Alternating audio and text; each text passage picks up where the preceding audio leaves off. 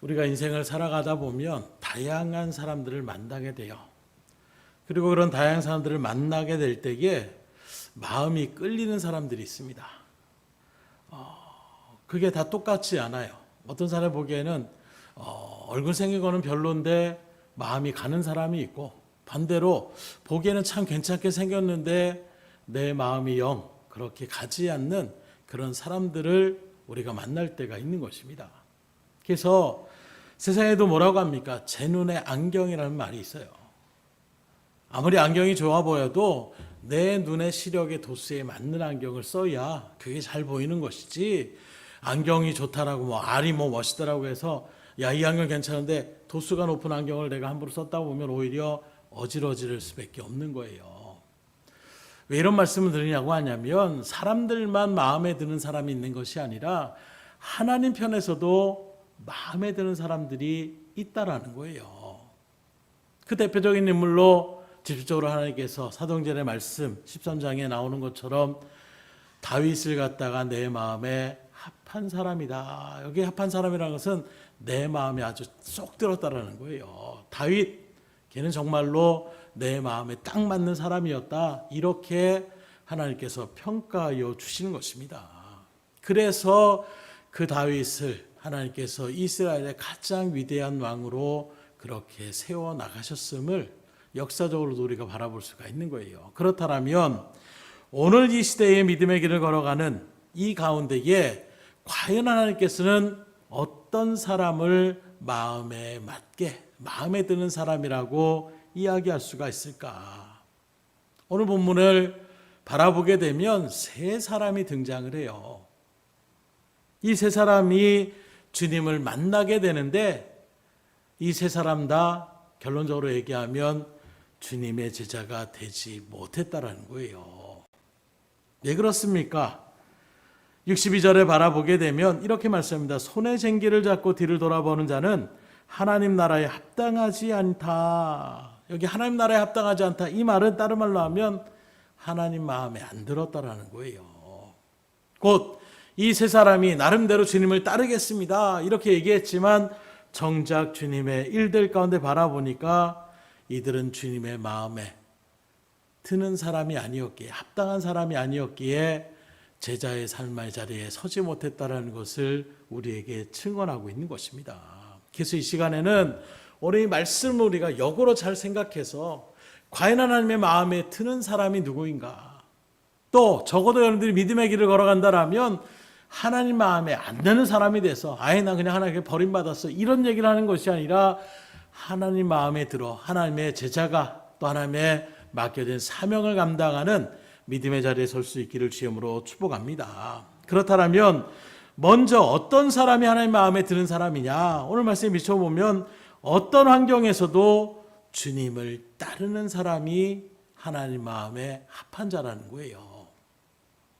여기 오늘 본문에 보니까 어떤 한 사람이 예수님께 나아가서 내가 주님의 제자가 되겠습니다. 주님을 따르겠습니다. 어딜 가든지 주님의 그 일들 가운데 따라다니겠습니다.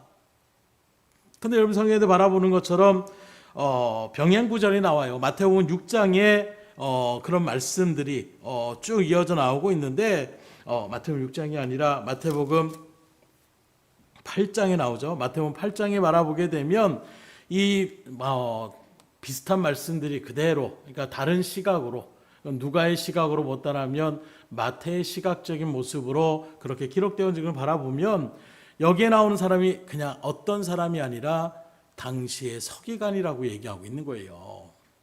당시에 예수님 당시의 서기관은 율법학자로, 한마디로 얘기하면 이들은 높은 학식과 또 부유한 재산과 권력을 모두 가진, 오늘날로 얘기하면 거의 국회의원과 같은 그 정도의 어떤 대우를 받았던 사람들이 바로 서기관이라고 얘기할 수가 있는 거예요. 약간의 차이가 있지만 그냥 여러분들 이해를 돕기 위해서 그 정도의 어떤 사람들에게 많은 것들을 그렇게 보여주고 요구하며 나갈 수 있는 자리가 바로 서기관의 자리였다는 것입니다.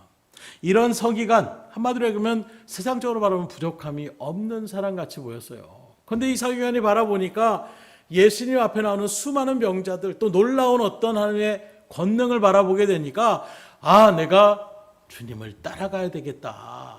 이런 마음을 갖고 내가 주님을 따르겠습니다.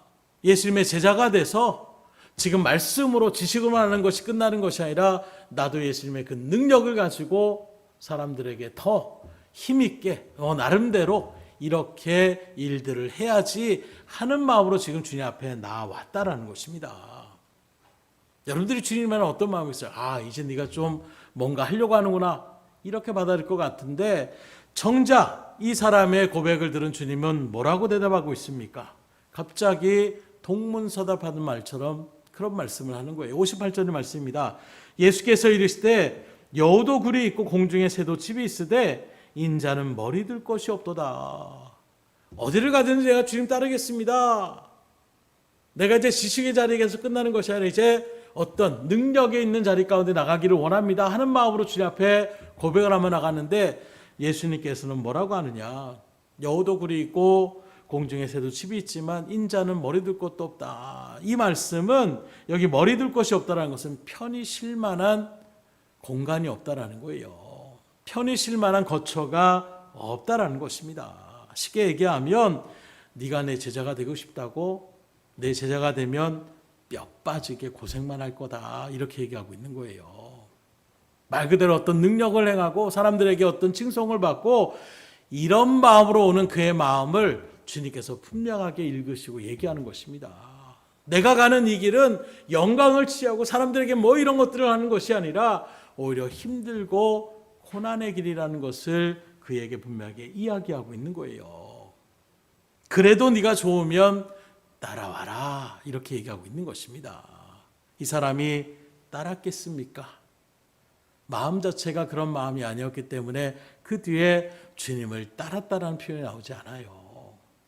내가 주님을 어디 가든지 따르겠습니다 라고 했으면 만약에 그가 따랐다라고 하면 그 말씀을 듣고 그가 따라갔다 이렇게 표현했을 텐데 말이 없다라는 것은 그가 주님을 따라가지 않았다라는 것입니다. 이 사람이 중요한 것이라 오늘 우리의 마음을 비춰보라는 거예요. 그럼 지금 여러분들이 걸어가는 이 신앙의 길을 걸어가는데 어떻습니까? 신앙의 길을 걸어가는 것이 쉽습니까? 어렵습니까? 쉽다라고 얘기하고 싶지만 삶으로 바라보면 결코 쉽지 않을 거예요. 말씀대로 살아가는 것이 녹록하지 않습니다. 그래서 신앙생활 그저 일주일에 한두 번 교회에 나와서 예수님 저 도장 찍고 갑니다. 예수님 기도하고 왔습니다. 이렇게 해서 신앙생활을 했다라고 이야기할 수가 없는 거예요. 우리가 믿음의 길을 걸어간다, 신앙의 길을 걸어간다, 신앙의 여정에 들어갔다라는 말은 하나님이 나의 구주가 되시고 하나님이 나의 주인이 되신다는 것을 인정하는 거예요.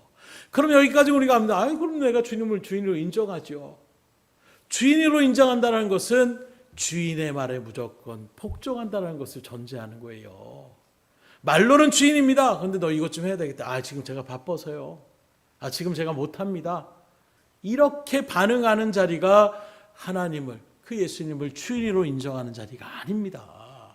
그런데 우리는 말로는 주님이라는 의미도 마찬가지로 아도나이라는 이 뜻도 나의 주인이시오 이런 의미를 나타내고 있는 거예요. 여러분들이 주여, 주님 이렇게 부르시는 것은 그분이 나의 주인 되십니다라는 것을 고백하는 거예요. 입술로는 우리가 얼마나 많은 주여, 주님이라는 고백을 많이 합니까? 그러나 정작 많은 일들 가운데 이게 그 예수님이 나의 주인이 아니라 내가 나의 주인이 돼서 오히려 예수님을 나의 총으로 내가 필요한 부분을 채워달라고 요구하며 나가고 있으면서 우리는 주님이라고 고백하고 있지 않느라는 거예요. 이렇게 주객이 전도되는 일들 가운데에 여러분들이 하나님이라면 하나님의 마음에 들겠습니까? 안 들겠습니까? 그러니 하나님의 역사가 일어날 수가 없는 거예요. 주님을 주인으로 인정하며 그 말씀에 그대로 순종하는 삶에 나아갈 때에 하나님은 그 종을 바라보고 기뻐하시고 그들을 통하여 믿음의 역사를 일어나가시는 거예요. 근데 말로는 주여 하는데 너 이것 좀 해야 될 때 바빠서요. 너 이것 좀 제가 힘들어가지고요. 이런저런 핑계로 나아가는 그 모습 가운데서 어떻게 하겠어요? 5달란트, 2달란트 준 그대로 주인의 그 뜻을 받들어서 열심히 일하는 겁니다. 근데 1달란트는 뭐라고 합니까? 주인이 그런 분이기 때문에 내가 그렇게 못하겠습니다. 잊어버리지 않고 그냥 주인의 것을 받으십시오. 이렇게 나가는 그 변명에 주님은 강력하게 책망하시고 그를 내어 쫓으셨다라고 말씀하고 있어요. 오늘 우리의 신앙을 점검할 수 있기를 주님으로 축원합니다. 만약에 이 자리에 정말로 그런 자리에 많이 계시다라고 하면 제가 마음이 아무리 담대해도 힘들 거예요. 그러나 여러분들이 그래도 하나님의 뜻 가운데에 말씀을 붙잡고 말씀대로 살아가려고 하는 그런 모습이 있기에 또 담대함으로 여러분들에게 선포할 때에 그럼에도 불구하고 내가 아직도 내려놓지 못한 부분이 있다라면 철저하게 그 부분까지도 온전하게 주님의 뜻대로 순종하며 나아갈 수 있기를 주님으로 축원합니다. 그래서 주의 일들 가운데서 말씀대로 순종하는 삶이 말처럼 쉽지 않는 거예요. 그러니 다른 사람도 많지 않다라고 얘기하고 있는 것입니다. 쉽지 않고 넓은 길이 아니고 좁고 협착한 길이기 때문에 이렇게 가면 사람들한테 미움받는데 이렇게 하면 사람들한테 손해가 되는데 이런저런 일들 가운데 따라가기가 쉽지 않은 거예요. 그러나 그 순간에서 여전히 믿음의 자리를 지키고 나가는 그 사람이야말로 너는 내 제자가 된다라고 주님께서 인정하여 주시는 것입니다. 이렇게 주님 앞에 온전하게 말씀에 순종하심으로 그 어떤 어려움과 역경이 닥쳐와도 그 말씀대로 살아가시는 그 믿음의 자리를 지켜나가심으로 하나님의 진정한 제자의 삶을 살아갈 수 있기를 주님으로 축원합니다. 안타깝게도 오늘날 많은 사람들이 신앙의 길을 걸어가고 지금도 기독교인들이 없다고 하는 많이 있지만 그런 믿음의 어떤 고백들을 바라보게 되면 고난과 역경에 대한 부분들을 생각하지 않고 뭐만 물어보느냐, 영광의 면류관만을 바라보는 제자들과 같은 그런 자리에 있는 사람들이 너무나도 많이 있다는 거예요. 계속 힘들고 지치면 무너지는 것입니다. 내가 바란 것은 이것이 아닌데 주님의 뜻은 그것이라고 인정하며 나가는 것이 아니라 이것이 주님의 뜻이라면 난 못 따르겠습니다 하고 벗어던지며 나아가는 이런 발걸음들이 있다는 거예요. 한번 따라해 봅시다. 하늘에서 면류관을 쓴 자는 이 땅에서 가시관을 쓰지 않은 자가 없다. 영국의 신앙적인 격언이에요. 우리는 영광의 면류관을 생각하고 있지만 그 하늘의 영광의 면류관을 쓴 사람은 이 세상 가운데서 고난의 길을 걷지 않은 사람이 없다라는 것을 분명하게 우리에게 증거하고 있는 것입니다. 실질적으로 예수님의 그 제자들 또한 하나님의 일들 가운데 온전하게 믿음으로 섰을 때에 다들 대부분이 순교의 자리에 그렇게 서게 되었음을 우린 바라볼 수가 있는 거예요. 그런 순간에서도 그들은 하늘의 영광의 멸류관을 바라봤기 때문에 흔들림 없이 죽음을 마다하지 않고 복음을 증거하다가 생을 마치는 이런 발걸음 가운데 있었고 이건 우리나라도 예외가 아닙니다. 우리나라가 긴 기독교의 역사가 아니에요. 예수님이 이 땅에 오신 지 2000년이 넘었지만 우리나라에 복음이 들어온 지는 100년이 조금 넘었습니다. 그 정도의 일들 속에서도 수많은 믿음의 선지자들이 선조들이 그 일들 가운데에 죽음을 마다하지 않고 신앙을 지켜나가고 그 신앙이 흐르고 흘러서 오늘 여러분들까지 흘러왔는데 오늘 우리들은 내가 오늘 당장 죽음의 자리에 있을지라도 주님의 뜻이 그렇고 주님의 영광을 위한 것이고 주님께 기쁨이 된다라면 죽음도 마다하지 않겠습니다 라는 고백이 과연 나올 수 있는지, 만약에 그렇지 않다라면 오늘 나의 마음을 철저하게 주님 앞에 그 말씀 앞에 내려놓으시고 그러한 믿음을 소망하며 나갈 수 있기를 주님으로 축원합니다.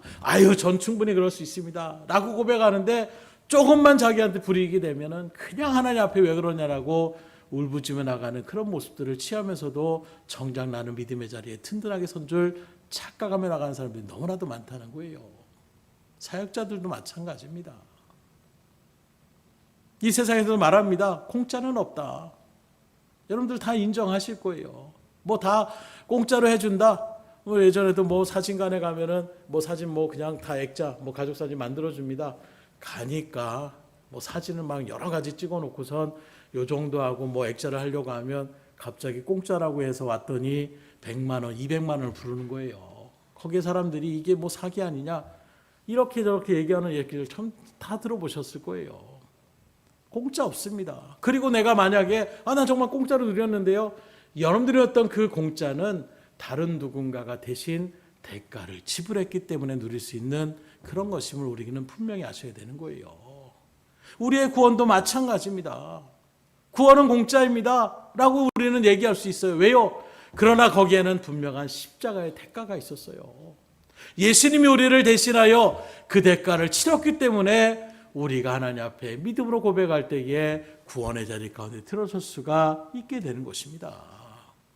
그렇게 날 위해 주님이 십자가를 지셨듯이 여러분들도 남들이 뭐라고 하든 거기에 좌지우지되지 마시고, 남들이 도와주든 안 도와주든, 칭찬을 해주든 안 해주든, 그것이 주님이 기뻐하신 길이라면 묵묵히 그 길을 걸어갈 수 있기를 주님으로 축원합니다.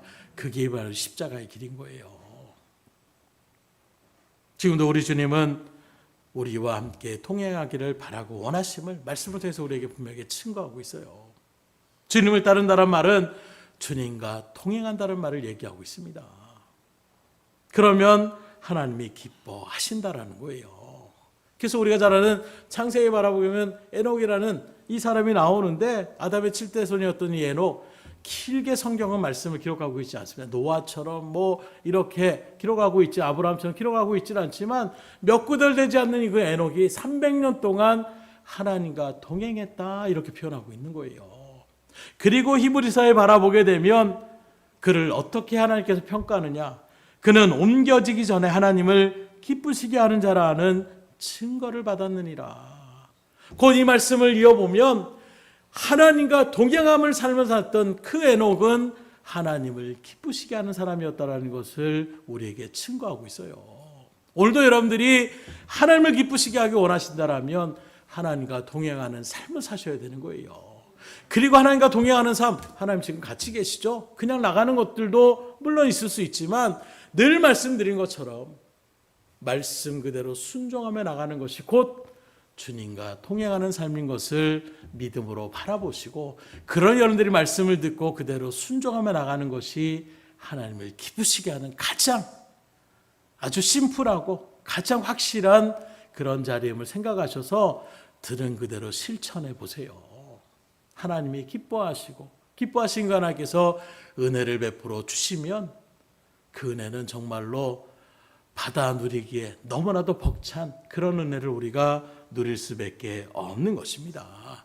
그렇게 하나님과 동행하심을 통하여 하나님을 기쁘시게 하는 여러분들이 될 수 있기를 주님으로 축원합니다. 이거 어려운 일이니까 나 못 가요 이러지 마시고, 그런 자리일지라도 하나님의 뜻이라면 그 길을 걸어가겠습니다. 이게 순종이에요.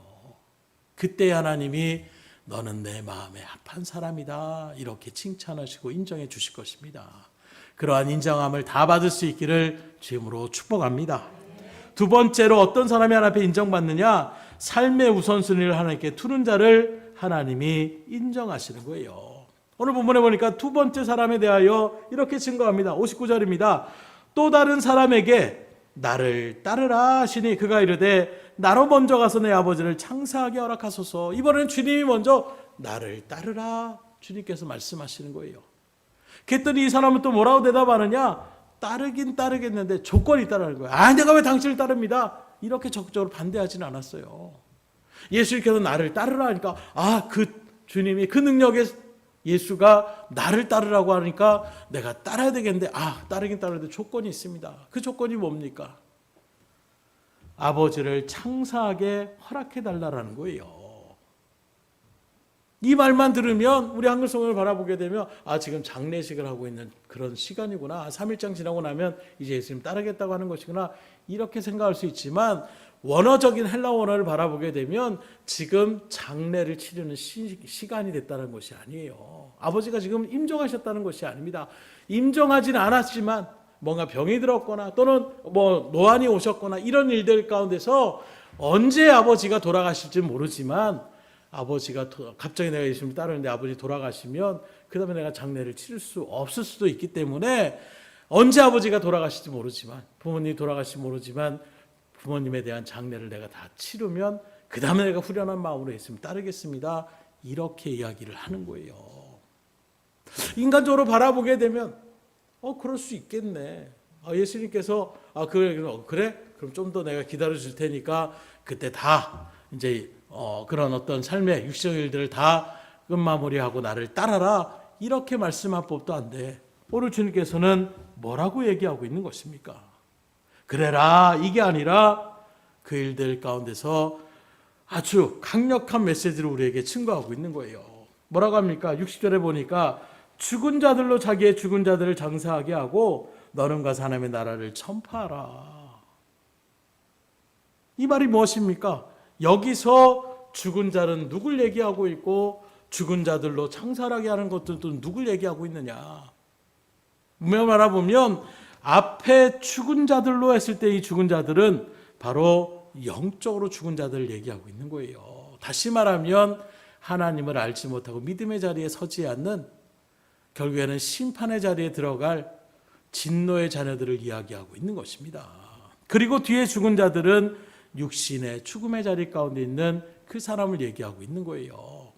곧 이 말씀의 뜻은 세상 일은 세상 사람들에게 맡기고 너는 하나님의 일에 전심전력해라, 이렇게 얘기하고 있는 것입니다.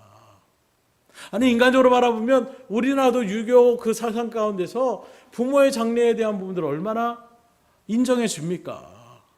뭐 군대도 마찬가지고 웬만한 데면 만약에 다른 말 직계 그 자손이 그렇게 세상을 유명을 달리하게 되면 장례에 그렇게 참석할 수 있도록 그렇게 회사 차원에서 다 배려하는 이런 일들 우리가 이 사회에서도 우리가 바라볼 수가 있는 거예요. 그런데 주님은 단호하게 말씀하고 있는 것입니다.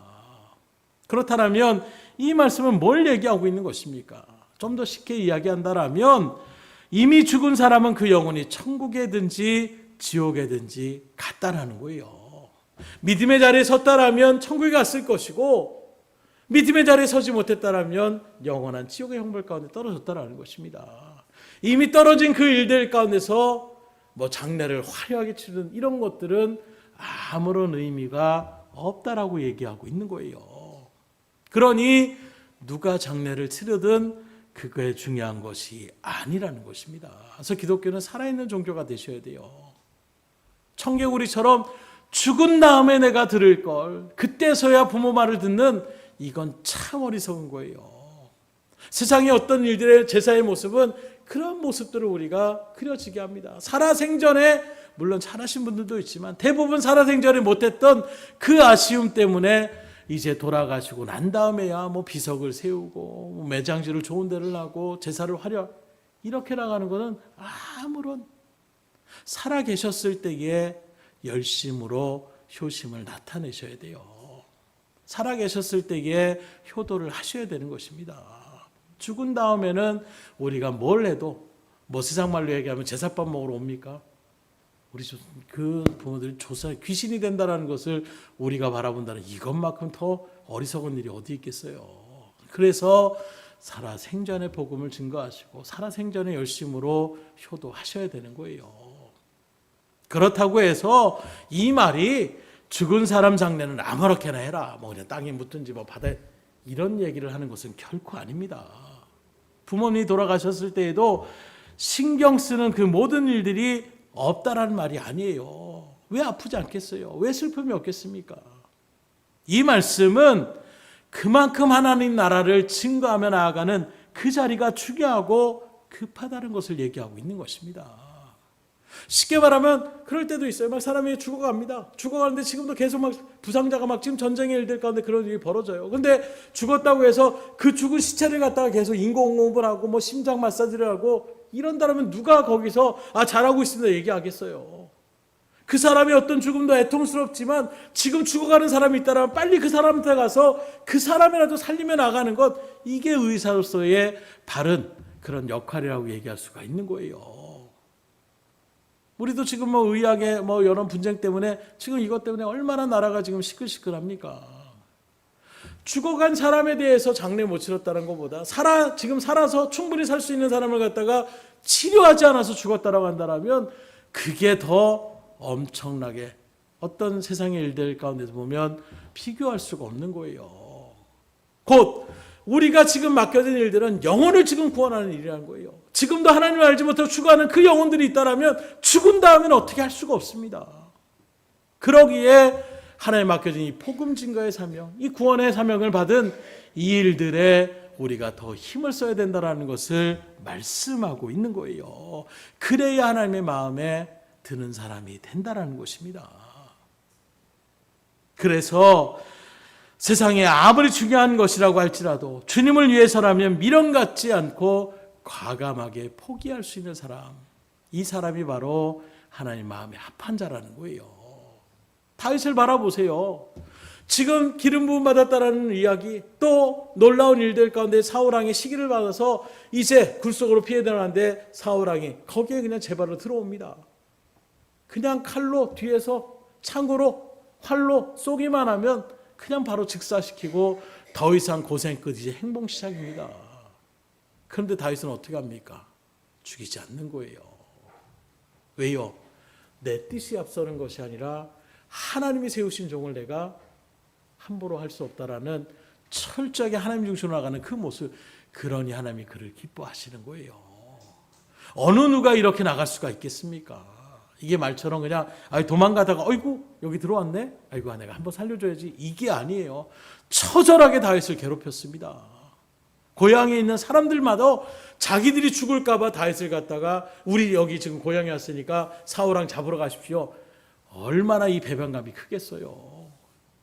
너무나도 견딜 수가 없어서 결국에는 적국인 플레셋에 가서 그렇게 몸을 이탁할 정도로 그렇게 힘든 시절이었습니다. 그런 사울왕을 지금 한마디로 한 방에 죽일 수 있는 그 기회를 갖다가 다윗은 하나님의 뜻이, 하나님의 세운 종을, 이 하나님의 중심으로 나가는 그 신앙을 바라보니 하나님 편에 바라볼 때는 넌 정말로 내 마음에 딱 드는 사람이다, 이렇게 인정해 줄 수밖에 없는 거예요. 자, 여러분들도 우선순위를 바로 세울 수 있기를 주님으로 축원합니다. 다시 강조하지만 예수님의 이 말씀은 불효를 행하라는 것이 아니에요. 부모가 죽나 사나 이런 거 신경 쓰지 말아라, 이 얘기가 아닙니다. 우선순위에 대한 문제를 우리에게 이야기하고 있는 거예요. 실제로 신앙생활이 힘들고 어려운 것이 이 우선순위가 바로 세워지지 않으면 늘 힘들 수밖에 없어요. 딱 정해져 있으면 나 죽어도 딱 이거 해야 돼, 딱 결정하면 그 다음부터는 더 이상 그 일들 가운데 나오지 않는데 이걸 할까 말까, 요 정도는 봐주지 않을까, 줄다리기를 하고 줄타기를 하면 늘 위태위태할 수밖에 없는 거예요. 신앙생활은 선명하게 딱 선을 긋는 순간 그 다음부터 신앙생활은 자유함을 얻을 수 있어요. 그런데 이것도 놓치고 싶지 않고 이것도 내가 받고 싶고 이렇게 하다 보면 그 신앙생활하기가 참 힘든 거예요. 하나님 앞에서 분명한 우선순위를 세워나갈 수 있기를 주님으로 축원합니다. 말로는 우리가 우선순위를 세웠다라고 하는데 실생활에서는 우선순위를 세우지 못하는 일이 또 얼마나 많이 있는지 몰라요. 그러니까 갈등하는 것입니다. 그래서 목사님 가끔 그런 얘기 많이 하잖아요. 주일날 내가 장사를 해야 되나 말아야 되느냐, 이런 부분들 아예 딱 정하고 나니까 마음이 편하고 정하고 나니까 하나님의 복을 기대하며 나갈 수가 있는데 이건 둘 다 하려고 하니까 하나님 앞에서 복 주세요 말하기도 좀 민망하고, 왜요? 하나님의 뜻대로 내가 스스로 양심에 비추어도 하나님의 말씀대로 하지 못했다라는 걸림이 있는데 하나님 복 주세요 하기가 찝찝한 거예요. 그렇다 또 안 하면은 그 일들 가운데 내가 시적으로 또 보여지는 어떤 손해가 있을 것처럼 느껴지니까 이것도 못하고 저것도 못하고 아예 딱 내려놓으면 그날만큼 내가 뭐 수입을 생각하지 않겠다 하고 딱 나아가면 그 다음에 하나님께서 합격하는 그 순간 채워주시는 거예요. 넉넉함으로 채워주시는 것입니다. 그런 체험을 해보시길 원하신다면 그렇게 한번 도전해 보세요. 줄다리기 하지 말고 그래 손해를 감내하고 그냥 하나님의 뜻이 그렇다는데 하나님의 죽으면 죽으려는 마음으로 나아가야지. 그때 거기서부터 역사가 일어나는 거예요. 마음 한구석에 요만큼 내가 투자했고 하나님 나 요만큼 믿음 비쳤으니까 이만큼 주셔야 됩니다. 거래하는 마음으로 들어갈 때 하나님은 더 기다리세요. 그것까지 내려놓으시라는 거예요. 철저하게 온전함으로 주님 앞에 나아갈 수 있기를 주님으로 축원합니다. 그때 믿음의 역사를 나타낼 수가 있어요. 그때 여러분들의 기도도 힘이 넘칩니다. 물론 우리가 그렇게 했다라고 해서 우리의 모든 헌신이 완전할 수는 없지만 적어도 내 마음 가운데 거리낌이 없으니까 하나님 다 내려놨어요. 하나님 말씀대로 순종했습니다. 하나님 책임져 주신다고 했으니까 책임져 주세요. 기도할 때에도 힘이 날 수가 있는 거예요. 근데 내가 스스로 생각해도 근데 하나님 요거 물어보면 뭐라고 하지? 요것만큼 안 된다라고 내가 얘기를 해야 되는데 내가 순종은 했는데 요것만 빼고 내가 순종했습니다. 말이 되게 웃기잖아요. 기도가 힘이 넘칠 수가 없는 거예요. 하나님의 은혜를 내가 간절한 마음으로 나가기가 내 스스로가 걸림이 되는 것입니다. 물론 바리새인처럼 자랑하는 기도를 하려는 것이 아니에요. 적어도 내가 하나님 앞에서 할 수 있는 최선의 도리를 다 하고 난 다음에 하나님의 뜻에 부합되는 삶을 살아가고 그 다음에 하나님 앞에 기도하시면 하나님 다 보고 계세요. 거짓을 지금 이야기하고 있는지, 속이려고 얘기하고 있는지, 진심의 그 모습으로 나타내고 있는지, 부모도 전에 어린 자녀들이 이렇게 저렇게 얘기하는 모습이 다 읽혀지는 거예요. 저도 크고 나니까 보이더라고요. 제가 예전에 나름대로 이렇게 해서 책값 좀 얘기한다고 해서 삥땅을 좀 쳐야 되는데 그때는 잘 속인 줄 알았어요. 커서 아이들 딱 보니까 눈에 다 보여요. 눈동자가 벌써 흔들립니다. 거짓말을 하는데 아이들이니까 순진하니까 어쩔 수가 없어요. 그런데도 부모님들이 해주는 이유가 사랑하니까 그럴 때는 해줄 수도 있어요. 너무 악하지 않을 때 해줄 수 있습니다. 마찬가지예요. 우리가 정말 주의 일들 가운데 나갔을 때에 온전한 마음으로 나아가 보세요. 그렇게 기특하게 느껴지게 되면 정말로 뭐라도 해주고 싶은 것이 부모의 심정인 것처럼 그때 하나님께서 여러분들 통해 믿음의 역사를 이뤄 나가시는 거예요. 그 하나님의 기다리심을 실망시키지 않기를 주님으로 축원합니다. 기다려주시는 거예요. 하나님이. 그래 조금만 더 하면 네가 이제 온전하게 나갈 수 있겠구나. 하나님께서 기다려주시는 거예요. 그러니 우선순위를 바로 딱 세워놓을 수 있기를 주님으로 축원합니다. 저도 솔직히 얘기하면 사역의 길을 걸어갈 때 가기 전까지만 하더라도 많이 흔들렸어요. 그런데 말한 것처럼 우리 김 지사도 그런 고백하잖아요. 목회자가 오늘 제가 설교 못합니다. 제가 잔치집이 있어가지고 갈 수밖에 없습니다. 못하잖아요. 난 목사니까. 대외적으로도 가까운 사람이라도 목회자니까 예배 드려야 되니까 오늘만큼은 내가 못하도 오히려 그쪽에서 이해를 하는 이런 마음. 선이 딱 거지니까 그 다음부터는 거기에 대해서 갖다부터 말할 필요가 없는 거예요. 그런데 어쩔 때는 참석을 할 때도 있고 어쩔 때는 안 할 때도 있고 그러면 거기서 또 문제가 시작되는 거예요. 누구 때는 나가고 내가 부르니까 또 안 오냐? 이러면 또 어떻게 됩니까? 갈등이 계속 생길 수밖에 없는 거예요. 확실하게 선을 딱 거버리면 말씀의 기준을 통해서 딱 세워버리면 그 다음에 신앙생활하기가 오히려 더 수월해집니다. 진정한 자유함을 누리는 믿음의 자리에 설 수 있기를 주님으로 축원합니다. 그래서 우리 아이들도 아예 어렸을 때부터 그 부분에 대해서 주일날에는 어디 단증을 따든 이거 저거라든 저도 예전에 그런 일들이 있었기 때문에 아빠도 예전에 그렇게 해서 그렇게 했다. 그러니까 그런 거 못한다고 뭐라고 안 할 테니까 아예 딱 그러니까 주일날에는 무조건 예배 드리는 걸로 그냥 딱 마음을 잡고 있으니까 그 다음부터는 문제가 없는 거예요. 친구들이랑 얘기할 때에도 우리 하람이도 요새 이제 대학생활을 하니까 수요 예배 때 어디 가게 되고 철야 때 이렇게 얘기를 해요. 근데 그냥 안 가는 게 아니라 슬쩍 떠봅니다. 아빠 근데 수요일날 뭘 하가 있는데 가볼까? 이런 식으로 얘기를 해요. 그럼 내가 딱 듣고 있다가 수요 예배는 어떻게 하고 이렇게 딱 한마디 하면 그치? 그냥 안 가다고 얘기해야 되겠다. 이렇게 딱 예배 위주로 어쨌든 간에 서 있으니까 쉽지 않더라고요.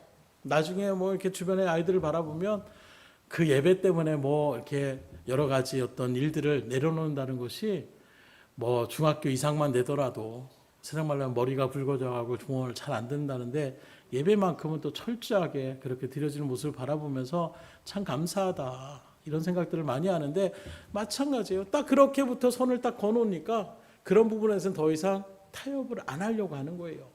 슬쩍 한번 해보려고 딱 액션을 취했는데 단호하게 딱 잘라버리면 이건 안 되는 것이구나.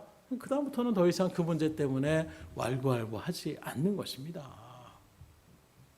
여러분들도 신앙의 우선순위를 그렇게 바로 세우셔서 하나님 마음에 들어 하나님이 주시는 복을 누릴 수 있기를 지금으로 축복합니다. 마지막으로 하나님이 주어진 사명에 집중하는 사람이 하나님 마음에 드는 사람이에요. 세 번째 사람입니다.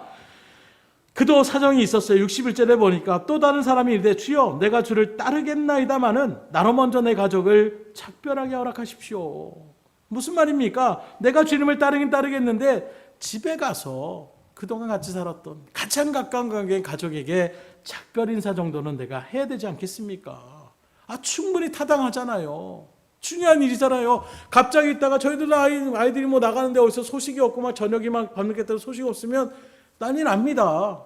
특별히 뭐 막내 딸이 갑자기 안 들어오면 제가 직접 뭐 전화를 해도 안 받으면 막 저희 사모한테 막 내가 쪼아요. 뭐 하는 거냐고 지금 딸내미를 갖다가. 왜냐면 제 말을 잘 안 들으니까. 그냥 엄마 말은 또 그래도 좀 무서워하니까. 그래서 막 하면은 그냥 또 전화를 해가지고 뭐 전화 안 받으면 이놈의 가시나 뭐 이러면서 얘기를 하는데 그게 가족이잖아요. 신경 안 쓰는 것이 아니라 가족이기 때문에 내가 어디 갑자기 안 나가버리면 소식이 끊어버리면 걱정할 수밖에 없으니까 작별 인사 정도 하고 오겠습니다. 이렇게 얘기하고 있는 것입니다. 우리 가운데 타당해 보여요. 그런데 주님의 말씀은 뭐라고 합니까? 62절입니다. 예수께서 이르시되 손에 쟁기를 잡고 뒤를 돌아보는 자는 하나님의 나라에 합당하지 아니하리라 하시니라. 한마디로 얘기하면 이것도 합당치 않다라는 거예요. 우리의 인간적인 마음으로는 충분히 이해할 수 있는 부분인데 주님은 그것이 그렇게 행하는 것은 하나님의 마음에 드는 일이 아니라는 것입니다. 왜 그렇습니까? 그런 일보다 더 중요한 것이 주님을 따르는 일이고 하나님 나라를 전파하는 것이라는 사명의 중요성을 우리에게 분명하게 일깨워 주시는 거예요.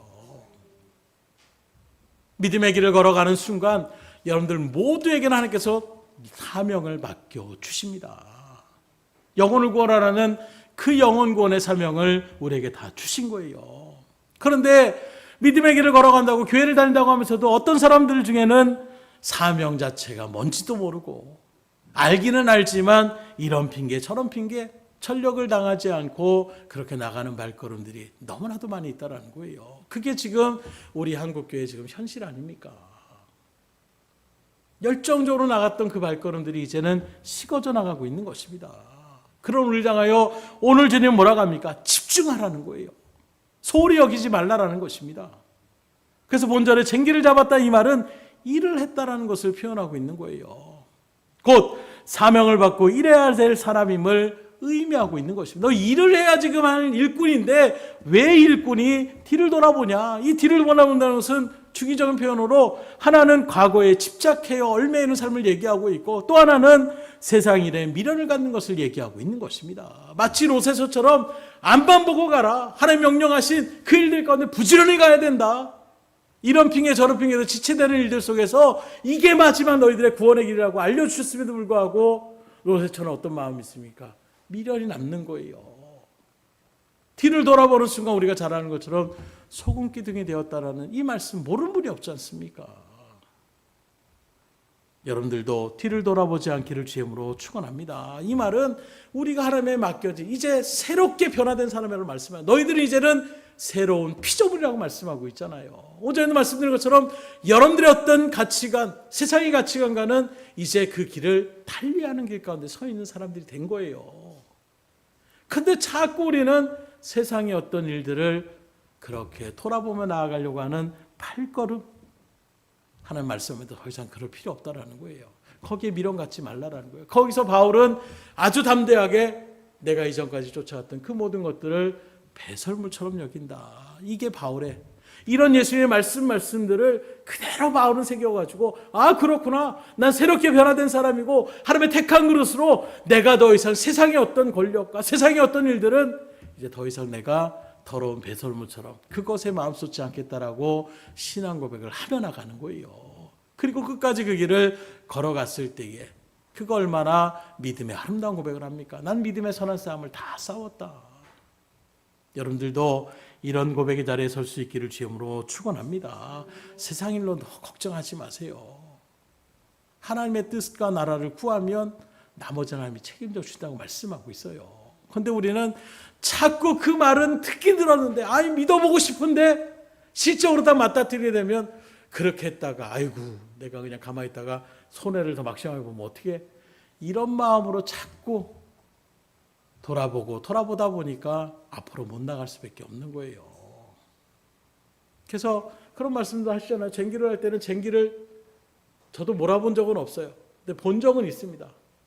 쟁기를 할 때 뒤돌아보지 않습니다. 앞을 봐야 돼요. 뒤돌아보면 어떻게 됩니까? 삐뚤삐뚤해요. 이 쟁기질하는 게 물론 소가 끓고 있지만 그 쟁기 자체의 무게도 대단하고 그걸 딱 잡아놓지 않으면 삐뚤빼뚤할 수밖에 없는 거예요. 봐가지고 제대로 됐나? 보는 순간 오히려 거기서부터 삐뚤어지기 시작하는 거예요. 앞을 보고 그대로 나아갈 때에 고랑이 딱딱딱 온전히 잡힐 수가 있는 것입니다. 믿음의 길도 여러분들의 맡겨진 사명을 딱 정해놓고, 그래서 모든 가정에서의 일들도 아이고 저 못된 남편, 아이고 저 정말로 보기 싫은 아내, 아이고 정말로 귀찮은 우리, 이게 아니라 그 영혼들을 위해서 나에게 하나님이 뭘 맡겨주셨는지를 생각하라는 거예요.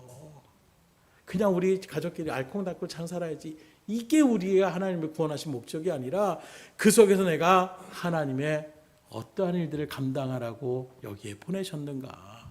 이 사명에 여러분들이 집중할수록 이전과는 분명히 다른 그런 일들 가운데 설 것이고, 그런 여러분들을 하나님이 기쁨으로 흡양하실 것을 믿으시기를 주임으로 축복합니다.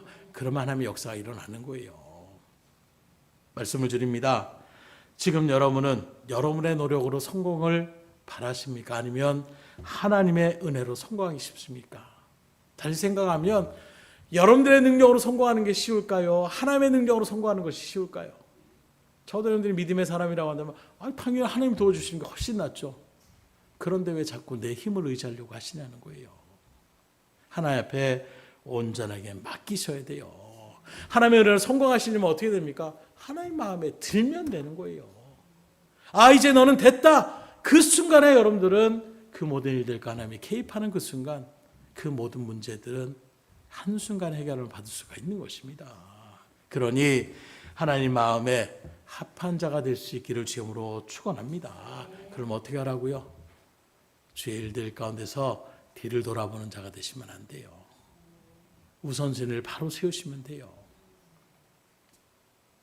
하나님의 어떤 일들 가운데 우리에게 놓여지더라도 그 하나님의 말씀에 순종함으로 하나님의 마음에 들어 주님이 주시는 놀라운 은혜를, 또 맡겨진 사명을 잘 감당하여 주님 앞에 인정받고 칭찬받는 여러분들의 삶이 될 수 있기를 주님으로 축원합니다. 우리 옆 사람한테 선포하겠습니다. 하나님 앞에 인정받으십시다. 인정받을 만 하세요? 아멘이라고 하셨으니까 그 담대함을 가지고 하나님의 은혜를 누리시길 주님으로 축원합니다. 기도하겠습니다. 하나님 감사합니다. 주님의 은혜 가운데에 담대함으로 하나님 내가 인정받기를 원합니다. 또 인정받는 삶을 살아가고 있다라는 그 삶의 모습도 주님 앞에 고백했습니다. 하나님 다 아시고 보셨소. 또 그 일들 가운데 주시는 은혜를 우리가 또 누리며 살아가고 있음을 또한 주님 앞에 고백합니다. 우리가 주님을 따라가는 이 믿음의 자리가 얼마나 복된 자리인지를 잊어버리지 않게 하여 주시고, 그것이 나의 어떤 바램과 소원을 이루고 성공을 거두며 어떤 나의 모든 일들 가운데 형통을 바라며 나가는 발걸음이 아니라 하나님의 뜻을 묻는 자리가 되게 하여 주시고, 하나님의 뜻대로 행하는 자리가 되게 하여 주시고, 하나님 앞에 기쁨을 돌리는 자가 되게 하여 주셔서 주시는 하나님의 놀라운 은혜를 우리가 누리며 또 하나님의 맡겨진 사명을 더욱더 힘있게 감당해 나갈 수 있도록 붙잡아 주시옵소서. 모든 것을 주님 앞에 의탁드리오며 예수의 손 맞들어 기도드렸사옵나이다. 아멘.